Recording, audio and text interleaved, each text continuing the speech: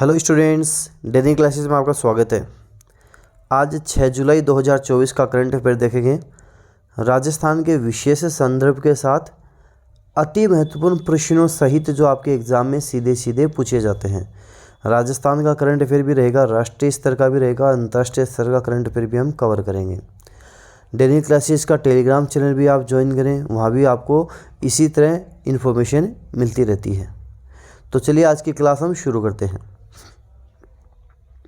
पहला प्रश्न है कि हाल ही में राष्ट्रपति द्रौपदी मुर्मू ने राष्ट्रपति भवन में राजस्थान के किन व्यक्तियों को शौर्य चक्र से सम्मानित किया। तो हम बात करें उदयपुर के शहीद मेजर मुस्तफ़ा बोहरा और हनुमानगढ़ के शहीद मेजर विकास भांबू को किया। दोनों का नाम ध्यान रखना, एक तो उदयपुर के शहीद मेजर मुस्तफ़ा बोहरा और हनुमानगढ़ के शहीद मेजर विकास भांबू, इनको मिला है शौर्य चक्र। कहाँ मिला? राष्ट्रपति भवन दिल्ली में राष्ट्रपति द्रौपदी मुर्मू ने इनको दिया है, ध्यान रखना। उदयपुर के हैं, हनुमानगढ़ के। उदयपुर के शहीद मेजर मुस्तफ़ा बोहरा हैं, हनुमानगढ़ के शहीद मेजर विकास भांबू हैं।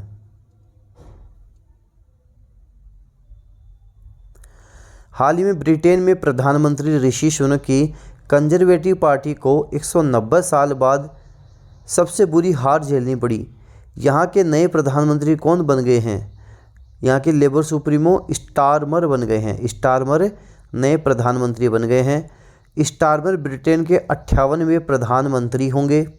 साथ ही ध्यान रखना, एंजेला रेनर को उप प्रधानमंत्री बनाया गया तथा रेचल रीव्स को वित्त मंत्री बनाया गया, और ये पहली महिला है ब्रिटेन की जो वित्त मंत्री भी बनी है। रेचल रीव्स को वित्त मंत्री बनाया गया, ध्यान रखना, और एंजेला रेनर को उप प्रधानमंत्री बनाया गया। हाल ही में राजस्थान का नया मुख्य सूचना आयुक्त किसे नियुक्त किया गया है? M.L. लाठर को किया गया है। M.L. लाठर अब राजस्थान के नए सूचना आयुक्त बन गए हैं, मुख्य सूचना आयुक्त। सूचना आयुक्त में कौन से हैं? मुख्य सूचना आयुक्त। अब जो मुख्य सूचनाएं हैं उनको लठ देकर गुप्त रखी जाएंगी, तो M.L. लाठर ध्यान रखना, M.L. लाठर नाम ध्यान रखना। देखो, M.L. लाठर गहलोत की जब सरकार थी उसमें 2 साल से भी ज़्यादा तक पुलिस महानिदेशक रहे हैं, DGP रहे हुए हैं। साथ ही ध्यान रखना, ये तो मुख्य सूचना आयुक्त हो गए। सूचना आयुक्त कौन कौन बने हैं? सुरेश चंद्र गुप्ता, महेंद्र पारख और टीकाराम शर्मा, इनको सूचना आयुक्त बनाया गया। 3 तो सूचना आयुक्त हो गए और एक मुख्य सूचना आयुक्त M.L. लाठर हो गए। नियुक्तियां पदभार ग्रहण करने से 3 साल की गई अवधि या 65 साल की आयु तक के लिए। मतलब मान लो आज इनकी उम्र, जैसे M.L. लाठर की मान लो उम्र है 63 साल, तो 65 साल होते ही ये रिटायर हो जाएंगे, या 3 साल, जैसे मान लो 62 के हैं तो 3 साल तक रहेंगे, 60 के हैं तो 63 तक रहेंगे। तो अधिकतम 3 साल और लास्ट एज है इनकी 65 साल, जो भी पहले होगा। हाल ही में राजस्थान के मुख्यमंत्री भजनलाल शर्मा से जयपुर में केंद्रीय वन एवं पर्यावरण मंत्री ने अलवर के विकास से संबंधित विषयों पर चर्चा की। वर्तमान में केंद्रीय वन एवं पर्यावरण मंत्री हैं कौन? भूपेंद्र यादव हैं। ये भूपेंद्र यादव वर्तमान में, आप ध्यान रखना, केंद्रीय वन एवं पर्यावरण मंत्री हैं। अच्छा प्रश्न है, एग्जाम की दृष्टिकोण से ध्यान रखना। हाल ही में राजस्थान विधानसभा के अध्यक्ष हैं वासुदेव देवनानी।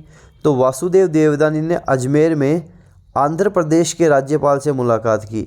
ये आंध्र प्रदेश के राज्यपाल कौन हैं जो अजमेर आए हैं? S. अब्दुल नज़ीर हैं। कौन है? S. अब्दुल नज़ीर। हाल ही में बजाज ऑटो ने CNG से चलने वाली दुनिया की पहली मोटरसाइकिल लॉन्च की है। इसका नाम क्या है? बजाज फ्रीडम 125 नाम है, बजाज की फ्रीडम 125। यह बाइक CNG और पेट्रोल दोनों पर चलेगी। एक बटन दबाकर CNG और पेट्रोल में स्विच किया जा सकता है। इसकी कीमत 95,000 है। इसमें 2 लीटर का पेट्रोल टैंक और 2 kg का CNG टैंक दिया गया है। तो बजाज की फ्रीडम 125 मार्केट में है 95,000 की कीमत के साथ। हाल ही में झारखंड हाईकोर्ट के चीफ जस्टिस के रूप में किसने शपथ ली है? जस्टिस विद्युत रंजन सारंगी ने। जस्टिस विद्युत रंजन सारंगी झारखंड हाईकोर्ट के चीफ जस्टिस बन गए। झारखंड के राज्यपाल सीपी राधाकृष्णन ने इन्हें पद की शपथ दिलाई। इन्हें जस्टिस संजय कुमार मिश्रा की रिटायरमेंट के बाद नियुक्त किया गया। हाल ही में मध्य प्रदेश हाईकोर्ट का नया एक्टिंग जज किसे नियुक्त किया गया है? जस्टिस संजीव सचदेवा को।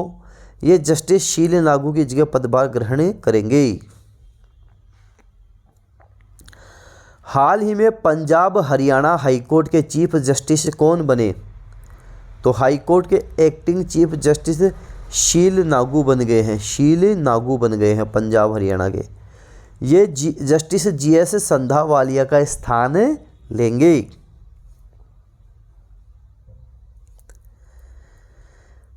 अगला है कि हाल ही में एथलेटिक्स फेडरेशन ऑफ इंडिया ने पेरिस ओलंपिक के लिए 28 सदस्यीय भारतीय एथलेटिक टीम की घोषणा कर दी। टोक्यो ओलंपिक के गोल्ड मेडलिस्ट जो भारतीय टीम का नेतृत्व करेंगे, कौन करेंगे? नीरज चोपड़ा करेंगे। भारतीय टीम का नेतृत्व कौन करेंगे? नीरज चोपड़ा करेंगे।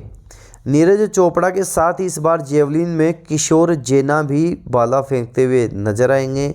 साथ ही ध्यान रखना, अनु रानी भी पेरिस में जेवलिन थ्रो में भारत का प्रतिनिधित्व करेगी।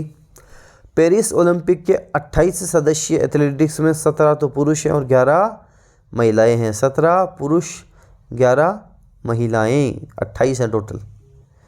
अगला प्रश्न देखते हैं। हाल ही में यूनेस्को विश्व धरोहर समिति के 46वें सत्र की मेजबानी कौन सा देश करने जा रहा है? भारत देश करने जा रहा है। यूनेस्को विश्व धरोहर समिति के 46वें सत्र की मेजबानी भारत करने जा रहा है। हाल ही में मिर्गी नियंत्रण के लिए दुनिया का पहला ब्रेन ट्रांसप्लांट कहाँ किया गया है? देखो, ये काफ़ी बड़ी बात है कि दुनिया का पहला ब्रेन ट्रांसप्लांट हो रहा है, क्योंकि किडनी ट्रांसप्लांट हो सकता है, सब कुछ आसान है। ब्रेन ट्रांसप्लांट आसान काम नहीं है। तो ध्यान रखना, कौन कर रहा है? ब्रिटेन कर रहा है। मिर्गी को नियंत्रण करने के लिए दुनिया का पहला ब्रेन ट्रांसप्लांट भी है जो ब्रिटेन में हो रहा है। तो काफ़ी अच्छा प्रश्न है ये। हाल ही में किसने Manoj Vajpayee the definitive biography नामक पुस्तक लिखी है? ये रोहित वत्स ने लिखी है। रोहित वत्स ने लिखी है। हाल ही में भगवद गीता पर एमए कोर्स शुरू करने वाला दुनिया का पहला विश्वविद्यालय इग्नू बन गया है, जिसने भगवद गीता पर एमए कोर्स शुरू किया है। अब कुछ सदाबहार प्रश्न भी मैं आपको बताऊंगा। संघाई शिखर सम्मेलन एससीओ 2024 का आयोजन हो रहा है, कजाकिस्तान की राजधानी अस्ताना में हो रहा है। अब ये जो प्रश्न है सदाबहार प्रश्न है, आपको 2 महीने बाद भी पूछे जा सकते हैं, 1 साल बाद भी पूछे जा सकते हैं, 2 साल बाद भी एग्जाम में पूछे जा सकते हैं। तो इनको तो याद करने ही करने हैं। जैसे के बिरला फाउंडेशन का वर्ष 2023 का 33वां सरस्वती सम्मान किसे प्रदान किया गया? प्रभा वर्मा को दिया गया। प्रभा वर्मा को उनके काव्य संग्रह रुद्र सात्विकम के लिए इस पुरस्कार हेतु चुना गया है। सदाबहार प्रश्न एग्जाम में बनने वाला प्रश्न। 69वें राष्ट्रीय फिल्म पुरस्कारों के लिए सर्वश्रेष्ठ फिल्म का पुरस्कार रॉकेटरी द नंबी इफेक्ट को मिला। रॉकेटरी द नंबी इफेक्ट को मिला। 69वें राष्ट्रीय फिल्म पुरस्कार का सर्वश्रेष्ठ हिंदी फिल्म का पुरस्कार प्रदान किया गया, सरदार उधम सिंह को दिया गया। यह पुरस्कार सरदार उधम सिंह को दिया गया। के बिरला फाउंडेशन का वर्ष 2023 का 33वां व्यास सम्मान पुष्पा भारती को दिया गया। सदाबहार प्रश्न है। पुष्पा भारती को यह सम्मान उनके संस्मरण यादें यादें और यादें के लिए प्रदान किया गया। और आज का हमारा अंतिम प्रश्न है कि मेजर ध्यानचंद खेल रत्न पुरस्कार 2023 किसे प्रदान किया गया? सात्विक साईराज और चिराग शेट्टी को प्रदान किया गया। ये भी सदाबहार प्रश्न है, एग्जाम में छपने वाला प्रश्न है। मेजर ध्यानचंद खेल रत्न पुरस्कार 2023 की बात हो रही है। सात्विक साईराज को मिला, चिराग शेट्टी को मिला। दोनों नाम ढंग से अच्छे से रट लेना। वीडियो को जितना ज़्यादा हो सके शेयर ज़रूर कर देना। डेनियल क्लासेस का टेलीग्राम चैनल भी ज़रूर ज्वाइन करना, वहाँ पे भी मैं इन्फॉर्मेशन देता हूँ। चैनल सब्सक्राइब करो, बेल आइकन भी प्रेस करना। इससे क्या होगा, कोई भी न्यू अपडेट आएगी वो आपको तुरंत मिल जाएगी। धन्यवाद।